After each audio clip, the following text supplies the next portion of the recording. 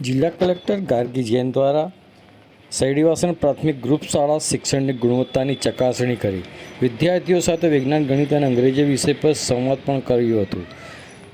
પ્રજ્વલિત જ્ઞાનમય પ્રદીપના મંત્રને સાર્થક કરતી છોટાઉદેપુર જિલ્લાના કવાંટ તાલુકાની સૈડીવાસણ પ્રાથમિક ગ્રુપ શાળાની જિલ્લા કલેક્ટર શ્રી ગાર્ગી જૈન દ્વારા મુલાકાત લેવામાં આવી હતી.